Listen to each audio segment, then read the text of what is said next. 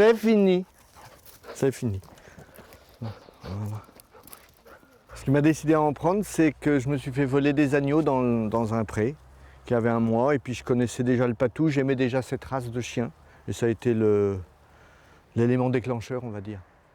Cet éleveur de brebis solognottes a pris son premier chien de montagne des Pyrénées en 2008. Le patou vit jour et nuit avec les brebis. Il les rassure, les protège des voleurs et des prédateurs comme les renards et les chiens errants. J'ai eu une attaque de chien et c'était avec 2 chiens.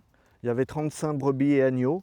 J'ai eu trois agneaux qui ont été tués, bon, parce que c'était des chiens spécialistes. Ils étaient 2 et il n'y avait qu'une patou.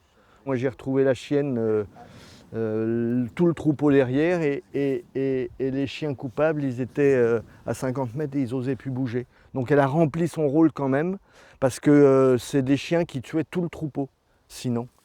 Pour qu'un patou soit efficace, il faut presque 2 ans d'apprentissage. Galice, viens. Jean-Philippe Bouet est le président de l'association des chiens de troupeau d'Indre-et-Loire. Viens, ma fille, viens. Il a été le premier éleveur de Touraine à avoir des patous.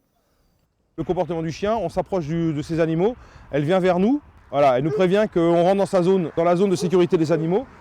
Voilà, elle nous a prévenu, elle retourne pour rassurer les brebis et pour se rapprocher du lot à protéger.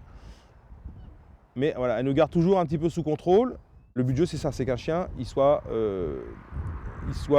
dissuasif sans être agressif. Voilà, c'est ça. Pour obtenir ce résultat, le patou doit être né dans un troupeau. Puis quand il arrive tout jeune dans un nouvel élevage, il doit rester 3 mois presque seul avec les bêtes.